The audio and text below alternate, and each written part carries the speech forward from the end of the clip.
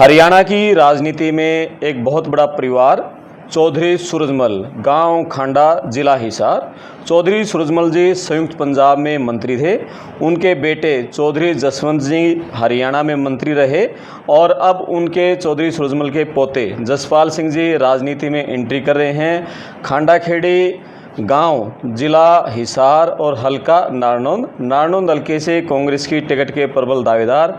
और एक ख़ास बात बता दें, राहुल गांधी के क्लासमेट हैं, कॉलेजमेट, सेंट स्टीफन्स कॉलेज से पढ़े हुए, अमेरिका इंग्लैंड में पढ़े हुए हैं, प्रोफेसर भी रहे हैं, अमेरिका में पढ़ाया, इंग्लैंड में पढ़ाया, ऑक्सफोर्ड यूनिवर्सिटी से पढ़े भी हैं, पढ़ाया भी है। तो जसपाल जी से बात करेंगे और आप अपने कमेंट्स लिखना। इतने पढ़े लिखे लोग हरियाणा की राजनीति में आएंगे तो एक इलाके का विकास किस तरह से होगा। और जसपाल जी के बारे में और चौधरी जसवंत जी, चौधरी सूरजमल जी के बारे में बहुत सारी बातें जो आपको नहीं पता होंगी, इस वीडियो के बारे में आपको पता चलेंगी। जी जसपाल जी नमस्ते। नमस्ते करमपाल जी, थैंक यू, आपने टाइम निकाला। जसपाल जी के बारे में जानेंगे थोड़ा। अच्छा। आप अपनी पढ़ाई लिखाई बताओ, कहाँ कैसे क्या हुआ आपकी पढ़ाई? मेरी पढ़ाई लिखाई ऐसे हुई कि मैं थोड़ा मेरे फादर का भी बता दूं, चाहे जसवंत सिंह का भी थोड़ा सा पूछूंगा उनके बारे में। आप पूछोगे? हाँ, ठीक है। मेरी पढ़ाई लिखाई जो है, हमारे परिवार में पढ़ाई लिखाई को एक स्पेशल वो दिया गया था हमेशा कि पढ़ाई लिखाई अच्छी करना एक हमारे ऊपर एक दायित्व था कि वो तो करनी ही करनी है। तो मैंने 10वीं हिसार किसको कैंपस स्कूल से करी। फिर मैं दिल्ली मैं बहुत अच्छा था पढ़ाई में 10वीं में, और मैं खिलाड़ी भी बड़ा अच्छा था। स्विमर तैराक था मैं, और स्क्वॉश भी खेलता था, एक और खेल है बड़ा तेज़। फिर मैं दिल्ली मॉडर्न स्कूल में पढ़ा, जहाँ मैं और जो MP रहे ब्रिजेंद्र सिंह वैनी, ये और हम क्लास फेलो थे। फिर वहाँ से 12वीं करी। फिर मैं सेंट स्टीफन्स कॉलेज में पढ़ा, हिस्ट्री ऑनर्स करी, और मैं हिस्ट्री ऑनर्स में मैं टॉपर था अपने फाइनल ईयर का। मैंने यूनिवर्सिटी कॉलेज में टॉप करा था, गोल्ड मेडलिस्ट।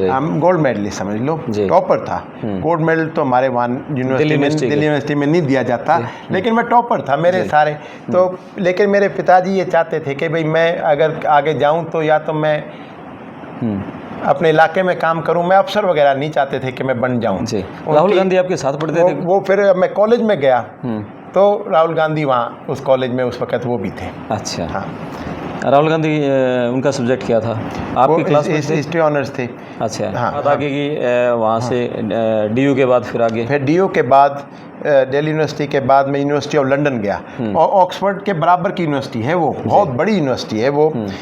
उसके school of oriental African studies में पढ़ने गया मैं, और वहाँ पे मैंने चाइना जो टॉप का सब्जेक्ट था, वो ऑक्सफोर्ड और कैम्ब्रिज से भी ऊपर का सब्जेक्ट था यूनिवर्सिटी ऑफ लंदन में। उसमें मैंने फिर MA करी, एरिया स्टडीज़ चाइना। मैं अकेला हिंदुस्तानी हूँ जिसने आधुनिक मॉडर्न चाइना पे स्पेशलाइजेशन कर रखी है, उसकी अर्थव्यवस्था पे, उसकी और सिस्टम की चीज़ों पे। तो आधुनिक चाइना का मतलब 1945 के बाद का चाइना। तो मैं उसमें बड़ा मुश्किल, सबसे मुश्किल एडमिशन था, और मैं बहुत यंग उम्र में उसमें, छोटी उम्र में उसमें एडमिशन मेरा हुआ, क्योंकि मेरे दिल्ली यूनिवर्सिटी के मार्क्स और मेरे प्रोफेसरों की रिकमेंडेशन बड़ी हाई थी। फिर मैंने वहाँ से MA करी। फिर मेरे पिताजी उस वक़्त बंसीलाल गवर्नमेंट में MLA बन गए और वो मिनिस्टर बन गए। तो मेरे को उस वक़्त लंदन में PhD का ऑफ़र था, क्योंकि मैं टॉपर था MA का। टॉपर का मतलब मेरी डिस्टिंक्शंस थी। तो वो बहुत बड़ी स्कॉलरशिप थी जो मैं एज डिस्टिंक्शन होल्डर मुझे सीधी मिलती, मैं वहाँ पे PhD करता, प्रोफेसर हो जाता। लेकिन मेरे फादर, क्योंकि मेरे पिताजी मंत्री हो गए, उन्होंने कहा जसपाल मेरी मदद करो आके, और तुम इतने पढ़े लिखे हो, तुम अपने एरिया का काम देखो, ये मेरी मदद करो, यहाँ चीज़ें ठीक करवाओ, बहुत ख़राब हालात हैं और बहुत बाढ़ आ रही थी, लोगों की रहने की हालत बहुत ख़राब थी।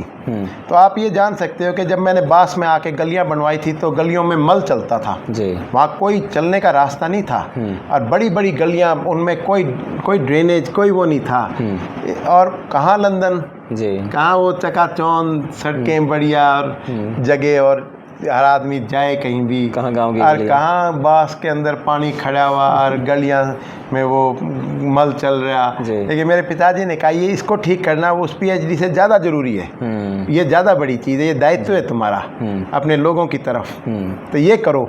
तो मैंने वो बहुत बखूबी निभाया मेरे फादर के साथ। मैंने उन गाँवों की पुट्ठी की, बास की, पेटवाड़ की, वो जो बुरी हालत थी लोगों के रहने की, भैया हम सुखी कैसे रह सकते हैं अगर हमारे भाई इतने दुखी हों और इतने गंद में जी रहे हों, वो तो इतने दुखी हों, हम बड़ी बड़ी जगहों में रहने लग जाएं, तो हमारे जीवन का फिर कोई अर्थ नहीं रहता। बिल्कुल, तो बहुत बड़ी बात कर रहे हो आप। ये समझना बहुत ज़रूरी है आत्मा के लिए। मेरे फादर ने ये हमें सिखा दिया था। मेरे फादर की एक बात थी जो हम सीख गए, जो हमें बाद में समझ आई, कि वो उनके लिए हर आँख का आंसू पूछना ज़रूरी था। तो उनको बास की लड़कियों ने कह दिया था कि ताऊ जी आप बन जाओ तो हमारा ये ठीक करा देना रहने का।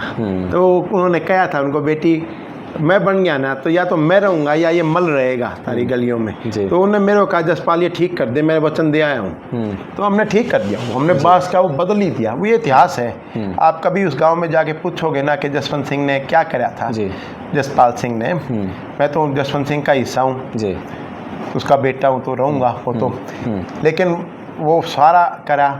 उनकी बड़ी बड़ी ड्रेन बनवाई, खेतों का पानी की निकासी का ऐसा इंतज़ाम करा कि वहाँ कभी पानी नहीं खड़ा होगा जी। क्योंकि उन ज़मींदारों को कभी भी ये नहीं होएगा कि बाढ़ पानी आ गया, बारिश होगी तो हमारी फसलें ख़त्म हो जाएंगी। ये उनका जीवन, उनकी अर्थव्यवस्था को सुदृढ़ करना, उनके जीवन में कोई भाई मुश्किल के बादल ना मंडराएं उनके ऊपर, ये बड़ा ज़रूरी था मेरे पिताजी की आत्मा के लिए और उनके साथ हमारे लिए। अमेरिका में पढ़े आप? मैं अमेरिका, फिर मेरे पिताजी बहुत मंत्री रहे कई बड़े बड़े महकमों के।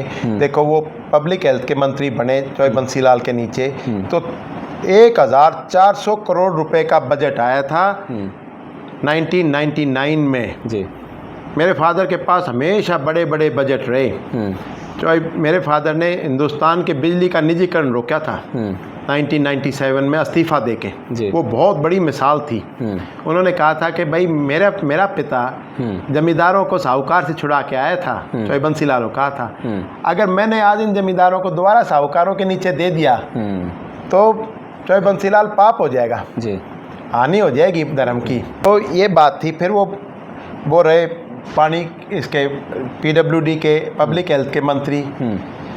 तो 1400 करोड़ रुपए का बजट सेंटर ने भेजा घर घर कनेक्शन देने का जी। तो चौधरी बंसीलाल ने वो सारा मंत्रिमंडल चौधरी जसवंत सिंह को दे दिया जी। ये बड़ी बात है। और हमने वो रुपया बड़े ध्यान से हरियाणा के बड़े बड़े गाँव में ढूंढ के जा के वो डिगिया बनाई। हमें कोई उनसे ये नहीं था कि हम कल इनसे वोट मांगेंगे या क्या करेंगे। जो बड़े बड़े गांव थे दूसरे ज़िलों के भी, रोहतक के भी, सोनीपत के भी, जींद के भी, हिसार के भी, हमने वो सारे ढूंढे, उनको मार्क किया पॉपुलेशन वाइज कि जहाँ सबसे कम रुपया लग के सबसे ज़्यादा भला हो सकता है जी। उस प्रिंसिपल पे हमने बड़े बड़े गांव ढूंढे।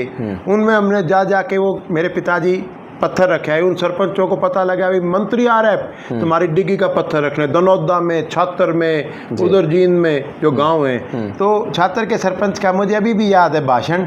वो बोला चौधरी साहब हमारे तो इतनी पीने के पानी की मुश्किल थी, आप कहाँ इस जंगल में कौन सा बादल घूम के आया ऐसे बरसने के लिए। हमें तो पता भी नहीं था कि हमारा कोई सोच भी रहा है, लेकिन हमें पता था आप चौधरी सूरजमल के बेटे हो। तो ये बात थी उन्होंने, हाँ ऐसी। तो मैं पढ़ाई लिखाई में फिर क्या हुआ कि वो मंत्री रहे। फिर मेरे को दोबारा से विदेश से हमेशा मेरे को प्रस्ताव आते रहते थे कि भाई आप वापस आ जाओ। मैं फिर 1999 के बाद मैं वापस चला गया वाशिंगटन DC। उस वक़्त मैंने MPhil करी, MIPP कहते हैं उसको, master international policy in practice. वो मैंने दोबारा से मध्य एशिया और पूर्वी एशिया, जिसमें कोरिया, जापान, ताइवान और चीन के ऊपर दोबारा अध्ययन करें। मैं अध्ययन स्कॉलर के रूप में गया था, रिसर्च स्कॉलर कह दो जिसको। स्कॉलर को स्नातकोत्तर कहते हैं, कुछ ऐसे स्नातकोत्तर। तो मैं स्नातकोत्तर था उसके ऊपर, और मैं वहाँ गया उन्हीं की सारे पैसों पे, मेरे पिताजी का वो नहीं था। और मैंने वहाँ जाके 2 साल मैं वाशिंगटन में रहा, बहुत बड़ी मैंने वो करी। मैंने उस वक़्त मैंने ताइवान की और मुल्कों की अर्थव्यवस्था पे, उनकी सरकार के लिए रिसर्च पेपर एडवाइज़र के पेपर तैयार करे, वो उनको दिए। और क्योंकि ये बड़ी बड़ी अर्थव्यवस्थाएं थी, ताइवान तो बहुत बड़ी अर्थव्यवस्था है जहाँ पे दुनिया के सारे आज भी आधुनिक उपकरण बनते हैं जिस पे ये टेलीफोन, टीवी वगैरह सब चल रहे हैं। ये मैं इन सब का वो हूँ। फिर सेमीकंडक्टर जिसको कहते हैं इंग्लिश में। आपके दादाजी का चौधरी सूरजमल जी का बड़ा नाम रहा है हरियाणा में, और ख़ासकर हिसार ज़िले में तो बहुत बड़ा नाम वो रहे हरियाणा में उन्होंने। थोड़ा बताओ चौधरी सूरजमल जी के बारे में। चौधरी सूरजमल हिसार ज़िले से तो ज़रूर थे, लेकिन उनका ताल्लुक बड़े पंजाब से था, और हिसार और रोहतक में वो कोई फ़र्क नहीं करते थे। और ये ज़रूर है वो हिसार से थे और सर छोटू राम जैसे रोहतक से थे, लेकिन चौधरी सूरजमल ने कभी ये नहीं करा कि मैं हिसार का हूँ। वो हिसार में उन्हें मेडिकल कॉलेज रोहतक में बनवा दिया। वो चाहते तो वो इसको हिसार में ही बनवा सकते थे, लेकिन उन्होंने कहा भी रोहतक बड़ा ज़िला है, मैं रोहतक में बनाता हूँ। अच्छा। और ज़िलों के बीच में आता है वहाँ जो पीजीआई है जो, हाँ, जो अब पीजीआई बन गया, ये किसने बनवाया थी? चौधरी सूरजमल ने बनवाया था। बहुत बड़ा फाउंडेशन स्टोन लगा हुआ था। ओके। 1960 का फाउंडेशन स्टोन था, चौधरी सूरजमल का बनवाया। मेरे पास तो ओरिजिनल डॉक्यूमेंट है पंजाब गवर्नमेंट की, जिसमें इसका रोहतक मेडिकल कॉलेज बनाने का सारा जिक्र है। रोहतक मेडिकल कॉलेज सिर्फ नहीं बनवाया उन्होंने उस वक्त पहले 7 सिविल हॉस्पिटल बनवाए संयुक्त पंजाब के। उससे पहले सिविल हॉस्पिटल नहीं होते थे। उन्होंने सारा नक्शा रखा जिसमें सिविल हॉस्पिटल तो हर बड़े ज़िलों में, ज़िले थोड़े ही थे ना, जैसे बड़ा हिसार ज़िला था, सरसा, भिवानी, फतेहाबाद, हिसार ये एक ही ज़िला था। रोहतक में सोनीपत, झज्जर, रोहतक एक ज़िला था। तो एक सिविल हॉस्पिटल होना ही बहुत बड़ी बात थी। तो हिसार का जो सिविल हॉस्पिटल था, ये उनकी किताब में लिखा हुआ है 400 बेड का सिविल हॉस्पिटल था, तो मतलब बहुत बड़ा हॉस्पिटल था। और इन हॉस्पिटलों के चारों तरफ रेडिएट सर्कल में मतलब पीएचसी बनवाए, जहाँ पे भी 5-5 डॉक्टर होते थे। फिर डिस्पेंसरी होती थी, ताकि विलेज लेवल पे भी ट्रीटमेंट हो, और जो वहाँ पे ट्रीट ना हो सके वो फिर सिविल हॉस्पिटल को रेफ़र किए जाएँ। जो वहाँ ट्रीट ना हो सकें वो रोहतक मेडिकल कॉलेज या वहाँ आ जाएँ, या दूसरे पंजाब के मेडिकल कॉलेज थे उनमें चले जाएँ। और फिर इन सब के ऊपर उन्होंने जो ओरिजिनल पीजीआई है नॉर्थ इंडिया का, वो है चंडीगढ़ का पोस्ट ग्रेजुएट इंस्टीट्यूट, वो भी चौधरी सूरजमल ने बनवाया था। सेक्टर 16 का भी सिविल हॉस्पिटल और पीजीआई चंडीगढ़ चौधरी सूरजमल ने बनवाया था, जो इन सब मेडिकल कॉलेजों के शिखर पे था। ये मेडिकल कॉलेज फिर पीजीआई को रेफ़र करते थे पेशेंट्स को, जो आज के दिन चंडीगढ़ में रह गया है। तो हाँ, तो चौधरी सूरजमल अपने इलाके के सबसे ज़्यादा पढ़े लिखे आदमी थे, ऐसा भी? ऐसा है कि जो हमारा खांडे का हमारा जो परिवार था, चौधरी सूरजमल जिसमें पैदा हुए, उसके 2 लड़के नेकीराम और सूरजमल, वो दोनों उस वक़्त के हिसार के या हरियाणा के लोग प्रांत के बहुत पहले पढ़े लिखे आदमी हुए। जो नेकीराम जो बड़ा भाई थे सूरजमल से, वो बीए इकोनॉमिक ऑनर्स हुए प्रेसिडेंसी कॉलेज कलकत्ता से 1918 में, और 1918 या 16 में। और जो चौधरी सूरजमल थे, वो सबसे पहले हिसार ज़िले के BLLB हुए 1924 में। उनसे पहले कोई BLLB नहीं हुआ जाटों में या ग्रामीण क्षेत्रों से, महाजन और दूसरी कम्युनिटी से जो शहरों में होती थी, या जो धनवान थे, उनमें से तो पढ़े लिखे आदमी थे, लेकिन देहात में तो बिल्कुल ही पढ़ाई लिखाई थी ही नहीं। तो चौधरी सूरजमल शुरू से ही बहुत अच्छे स्टूडेंट थे। वो 6ठी क्लास में टॉपर थे, मतलब 6ठी के, तो उनको 6 रुपये का वजीफ़ा मिला अंग्रेज़ों के वक़्त में। फिर वो 8वीं क्लास के टॉपर हुए तो 8 रुपये का वजीफ़ा मिला उनको। अंग्रेज़ों की सरकार में ये वजीफ़े होते थे। मेरे पास वो ओरिजिनल किताबें रखी हैं उस वक़्त की, कि कैसे वजीफ़े मिलते थे। वो उनकी कागज़ों में मुझे बहुत कागज़ मिले थे पुराने। तो फिर उन्होंने 10वीं टॉप करी। फिर तो 10वीं में वो रोहतक जाट हाई स्कूल के पहली क्लास थी, वो जो मैट्रिकुलेट हुई, उसके वो स्टूडेंट हुए, और उन्होंने रोहतक को टॉप किया। तो उनको 12 रुपये का वजीफ़ा अंग्रेज़ों की सरकार से मिला था, और वो फिर लाहौर पढ़ने गए। जब उनको वो वजीफ़ा मिला 12 रुपये का, तो उस वक़्त सेठ छाजू राम ने गोल्ड मेडल इंस्टीट्यूट किया था, भाई जो टॉप करेगा उसको एक गोल्ड मेडल दिया जाएगा। वो गोल्ड मेडल चौधरी सूरजमल को सर छोटू राम ने पहनाया था आके। ओके। ये इतिहास है। तो उनका ताल्लुक उस वक़्त से उनका ताल्लुक रहा। तो वो सर छोटू राम को चा जी कहते थे। फिर बाद में वो हिसार में 1928 में इलेक्शन में जब सेल्फ रूल आ गया तो चौधरी सूरजमल पहले डिस्ट्रिक्ट बोर्ड के चेयरमैन हुए जी, इलेक्टेड चेयरमैन। तो वो बहुत बड़ा जिला था कि एक तरफ तो उसके उस एंड में तो चौटाला गांव था एक सिरे पे, एक सिरे पे हमारा खांडा या हमारे गांव के लोग। पॉलिटिकली रूप से ये पावरफुल पोस्ट थी डिस्ट्रिक्ट बोर्ड के चेयरमैन की। ये बहुत पावरफुल पोस्ट थी क्योंकि नहर और होम को छोड़ के हर चीज़ इसके नीचे आती थी। उस टाइम एक्साइज एंड टैक्सेशन जो माल कहते हैं या जो भी माल रेवेन्यू, और ज़मींदारों का तो रेवेन्यू से बहुत लेना देना था, और जो भी और चीज़ें थी, शिक्षा, हॉस्पिटल, सड़कें, बहुत जो चीज़ें थी वो डिस्ट्रिक्ट बोर्ड के नीचे ही थी।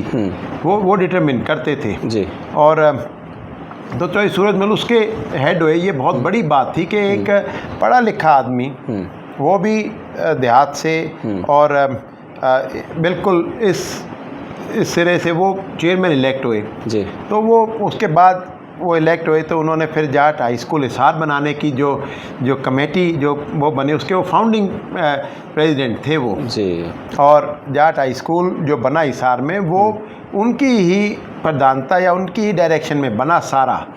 उसकी जो टीचर्स थे, कौन पढ़ाएंगे, कैसे आएंगे, क्योंकि जाट स्कूल रोहतक तो शायद 1914 या 1912 में बन गया था जी। 1914 में बना था मेरे ख्याल से।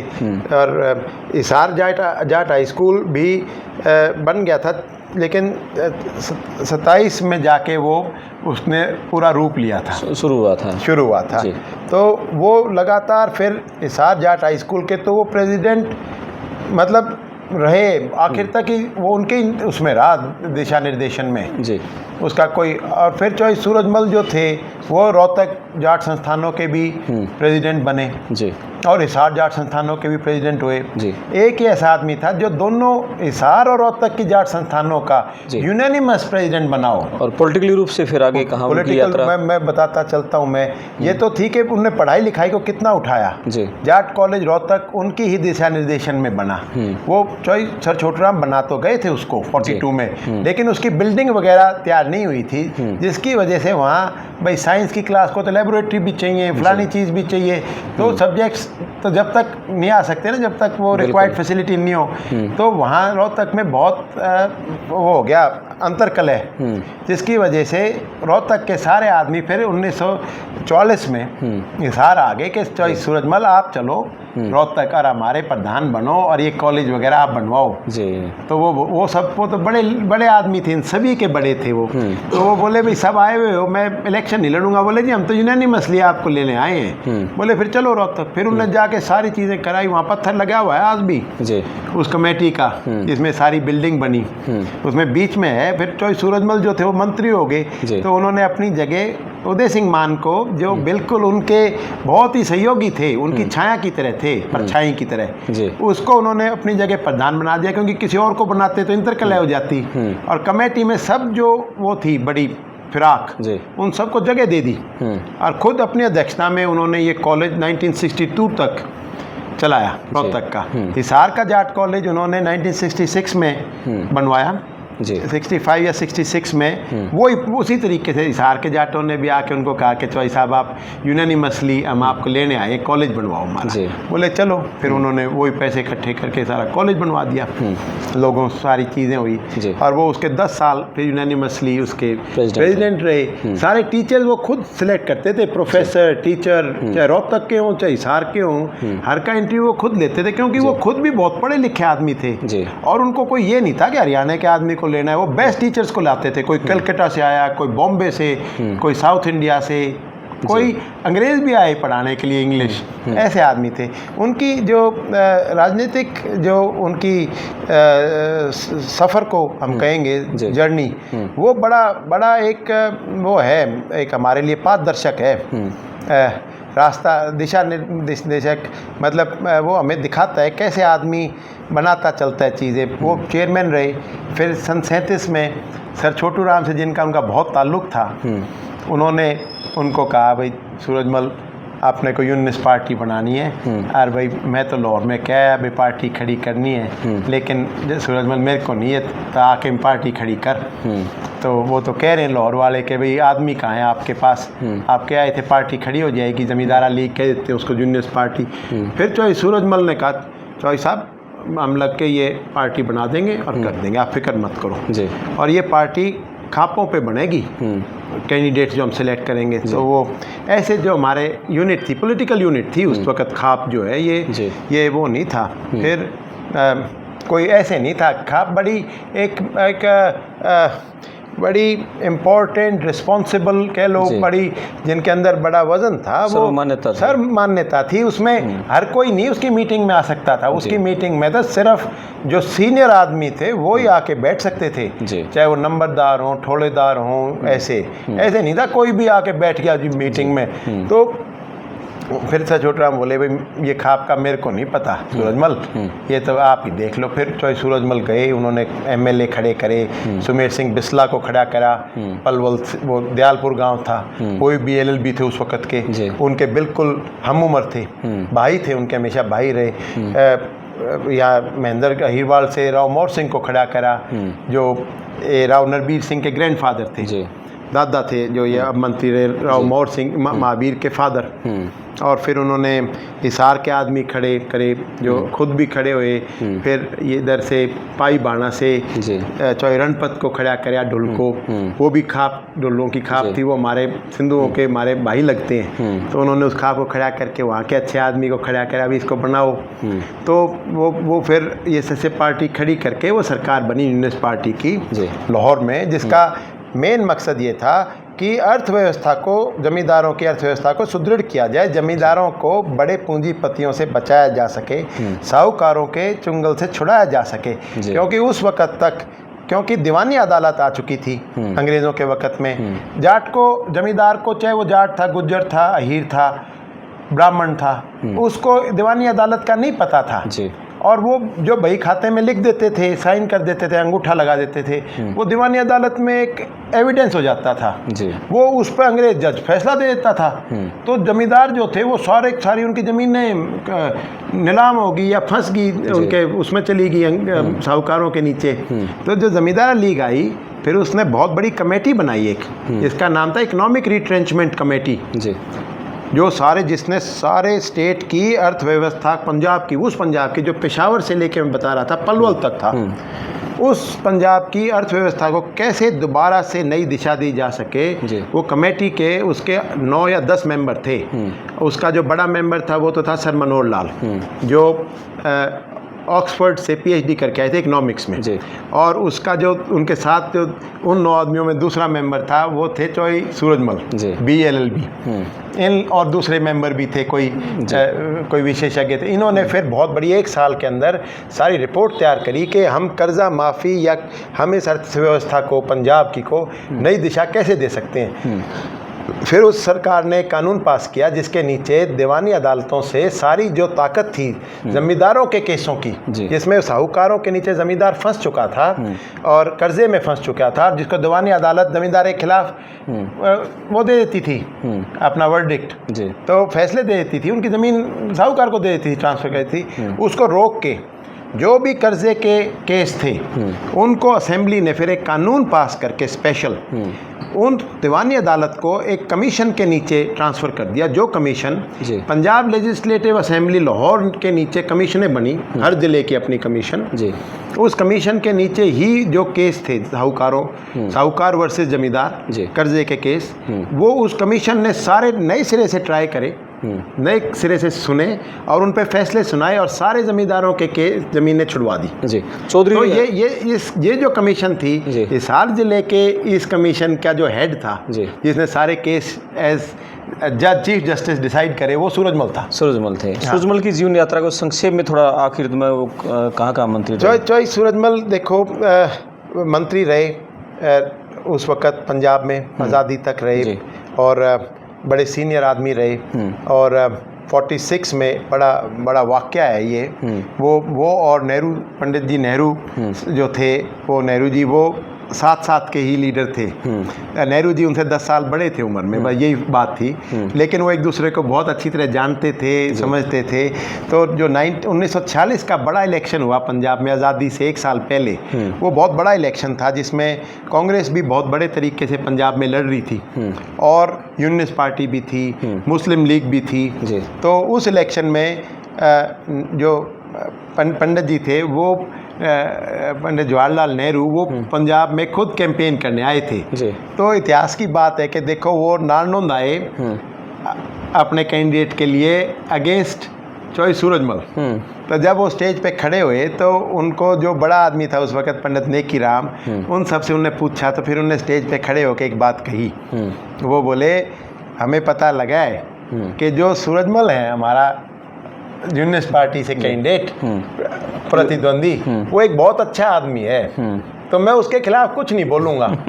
ये बड़ी ऐतिहासिक बात है कि वो बहुत अच्छा आदमी है सूरजमल, इसलिए हम उसके खिलाफ कुछ नहीं बोलेंगे, हम तो अपने कैंडिडेट के लिए वोट मांगेंगे और भाई इतनी बात है, हमारी मदद करना। लेकिन 1946 में जहाँ रोहतक में और जिलों में यूनियनिस्ट पार्टी सारे हार गई, उसमें सिर्फ राव मोहर सिंह और चॉइस सूरजमल जीते थे। तो वो बहुत बड़ा इलेक्शन था। फिर वो जीत के लाहौर गए। लाहौर में वो कॉन्स्टिट्यूंट असेंबली के मेंबर इलेक्ट हुए, उन्हें जिन्ना को हराया। उसमें जिन्ना को डायरेक्टली नहीं हराया कोई कि जिन्ना हार गया, और वो वोटों में हराया कि उनके हाईएस्ट नंबर ऑफ वोट थे फर्स्ट प्रायोरिटी के, जिन्ना के उनसे कम आए, जो कि कायदे आज़म कहलाया पाकिस्तान का। उसकी फिर खबर आई वीर प्रताप में, सूरजमल ने जिन्ना को हराया।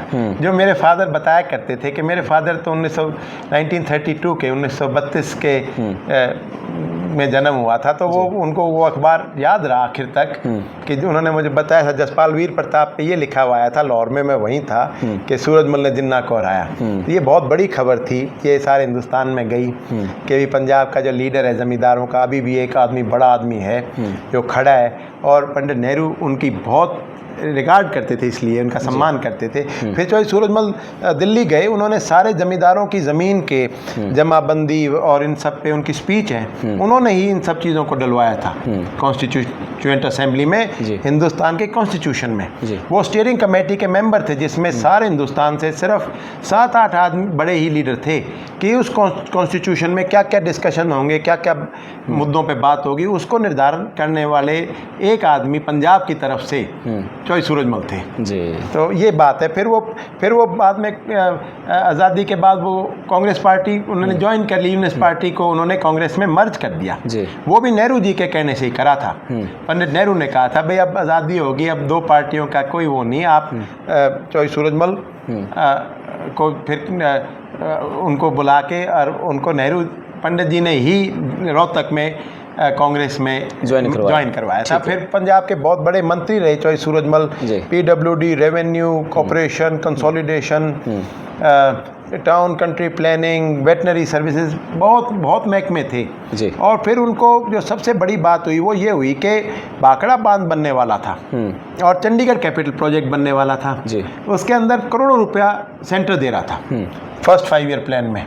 वो बहुत बड़े रकम थी, आज के वक्त में तो बहुत ही बड़ी थी, उस वक्त ही बहुत बड़ी थी। मतलब सारे हिंदुस्तान का बजट इरिगेशन का एक तरफ था, भाखड़ा डैम का एक तरफ था, इतनी बड़ी बात थी। वो मेरे पास कागज़ हैं ओरिजिनल। तो दिल्ली में ये बात हुई भाई इतना बड़ा रुपया खर्चा जाएगा अगर पंजाब में, तो उसको कौन संभालेगा, कौन उसका ध्यान रखेगा कि ये पैसा ठीक खर्चा जा रहा है कि नहीं। उनको पंजाब की लीडरशिप पे भरोसा नहीं था।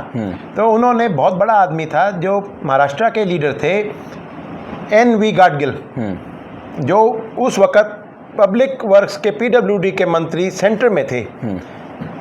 तो उनको, गाडगिल साहब को स्पेशली पंजाब का गवर्नर बना के भेजा गया जब जो नेहरू जी ने और कांग्रेस की जो लीडरशिप थी, देबर भाई थे गुजरात के, सौराष्ट्र के पहले चीफ मिनिस्टर, वो कांग्रेस के प्रेसिडेंट थे।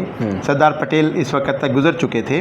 और उन्होंने फिर गाडगिल साहब को भेजा पंजाब में ये ढूंढने के लिए कौन मंत्री ये काम कर सकता है। तो गाडगिल की एक बड़ी इंपॉर्टेंट बात बताऊंगा इस इतिहास के लिए, ताकि हमारे लोग याद रखें इस बात को भी, कि गाडगिल साहब की जो टेलीग्राम गया, उस वक्त व्हाट्सएप वगैरह नहीं थे, टेलीग्राम होता था। तो टेलीग्राम गया गाडगिल साहब का दिल्ली को। उस टेलीग्राम में ये थी एक लाइन, मेरे पिताजी की बताई हुई हैं ये बातें, मैं तो उस वक्त पैदा नहीं हुआ था। वो टेलीग्राम ये था कि there is only one minister in Punjab who is both honest and competent, and his name is Surajmal जी, गाडगिल। बहुत बड़ी बात। इतनी बड़ी बात, गर्व की बात। गर्व की बात है ये हरियाणा के लोगों के लिए कि उनका बड़ा जो था उसको चुना गया। और उसी वक्त टेलीग्राम चले गए पंजाब के चीफ मिनिस्टर और उनको कैरो साहब को और सबको कि इमीडिएटली तुरंत उससे प्रभाव से सूरजमल को पीडब्ल्यूडी का और सबका कमांड सौंपी जाए जी। तो ये बात थी। देखो फिर ये बाकरा डैम वगैरह, फिर चौधरी सूरजमल ने ये बाकरा डैम वगैरह ऐसे बनवाए जैसे कोई अपना घर बनाता है। वो उसकी अकाउंट्स वगैरह की रिपोर्ट खुद देखते थे। उसमें से जो पैसा बचा बाकरा डैम में से उन्होंने उस वक्त हिमाचल के बहुत बड़े बड़े पुल बनवा दिए। जो मुझे हर चीफ मिनिस्टर, पुराने चीफ मिनिस्टर हिमाचल के ने बताया है कि जसपाल सिंह आपके दादाजी ने कांगड़ा डिवीज़न के 13 पुल बनवाए थे ब्यास और रवि पे, जो आज भी पत्थर की तरह, चट्टान की तरह खड़े हैं, मजबूत खड़े हैं। कितनी बाढ़ आ गई और पुल गिर गए वो नहीं हिलते, और उन पे सूरजमल का पत्थर लगा हुआ है सब पे जी। बात को थोड़ा आगे बढ़ाते हैं, आगे बढ़ा प्लीज। तो आप इसको देखते रहना। तो वो बहुत मतलब उनका योगदान बहुत हिस्सों में था। मैं क्या क्या बयान करूं।